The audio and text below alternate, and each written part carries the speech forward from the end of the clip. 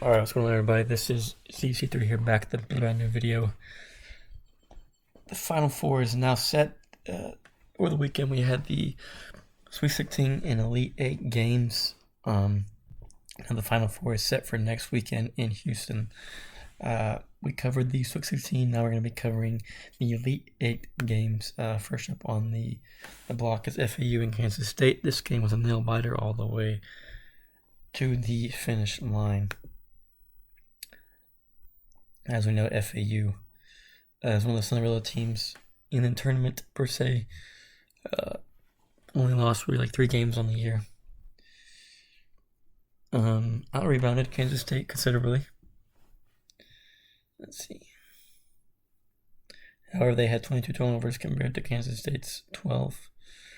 Kansas State star player, the guard, Noel, again had a great game. 30 points, 5-11 from 3. But in the end, it just was not enough.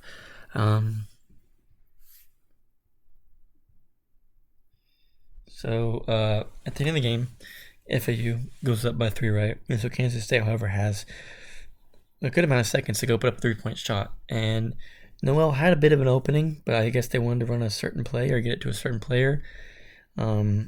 I think he should have taken the shot personally, but the other player is doubled and loses the ball, and he never gets up a shot. So that was an unfortunate end to their run. And then, funny thing is, and then we got UConn and Gonzaga. UConn looking scary good after pretty much demolished Gonzaga in the second half. It was a little close in the first half, going back and forth, and then it just got very much out of hand. UConn was doing whatever they wanted offensively. They were great defense, great on the fast break, just overall dominant performance of Gonzaga, who just had an off game, and UConn made them pay for it. And then we've got Creighton and San Diego State. Now this was also a super close game, arguably even closer than FAU Kansas State, because this was a back and forth game. Creighton looked like they were the better team. They normally had the lead most of the time, but San Diego State would always clamor back. And then at the end, they fell apart, and San Diego State had the lead.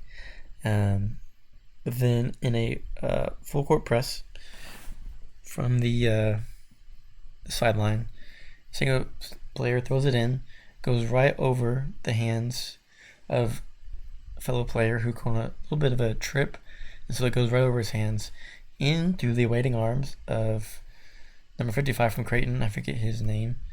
Number 55, that would be Shireman, and he literally just lays it up off the backboard, and all of a sudden Creighton's up by 1. See, they did not shoot very well from 3-point range. This was the thing about this game is two of things were going to happen. Either Creighton was going to shoot very, very well and blow out San Diego State, or Creighton was not going to shoot well and it was going to be a low-scoring, tough battle. San Diego State would either win or lose, and it was the exact game San Diego State won, and they wanted that type of game. Same thing with Alabama, another team that they've upset, and they won. And so Creighton's got to play defense, right? So they go down, and they play great defense for 2 possessions. First one, they foul them, so they have less time to make a play. And so a guy drives, and it's their point guard who gets some pretty good defense on the drive. He gets past him a little bit, and he gets good defense on the shot, and the shot's missed. And oh shit, Creighton's about to win, but they call a foul. Now he had his elbow into his hip area. If he would have kept his arm outstretched like you're supposed to, I literally would scream at the TV, get your arms up, because if you keep your arm down there, they're going to call a foul every single time. And it was the right call. He didn't impede the shot, but if he would have just kept his other left arm sort of out of the way, it wouldn't have been a foul, and Creighton would have won. But regardless, it was a great game. And then Creighton still had 1.6 something seconds left on the clock, and so Carl Briner, who actually was a all-state quarterback apparently, threw the ball all the way down the court to the left side of the basket, which I think he just missed because there wasn't anywhere near the goal. And then it was tipped, and you're looking at it, who got the ball, touched the ball last, how much seconds are on the clock. They were looking at it, and it was like, oh, there's going to be 0.3, 0.2 seconds left. And I'll probably be San Diego State's ball. But then they're like, oh, did the clock start, correctly when people got touched with the ball, and they didn't. So they decided to go to a stopwatch. And a stopwatch is never a good idea, in my opinion, because human error is just the way it is. But regardless, San Diego State deserved to win the game, and they did. And then this game that I was watching is very upsetting. Miami beats Texas. Now, here's the thing about this game. Texas had the lead in the first half when it was 21-20. And then they went on, I think, as much as a 13-point lead. And both teams were shooting very, very, very well, over 60% from field goal range. And Texas dropped a little bit, down to 50. But Miami's look at that is at 60. They only shot 8 threes. But Texas pretty much had a 10-point lead for most of the game. And in the second half, they were being utterly dominant.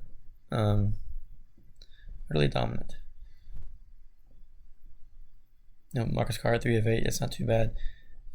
Hunter, only 1 of 6, but he was getting some good drives. Timmy Allen was very, very dominant down low in the paint.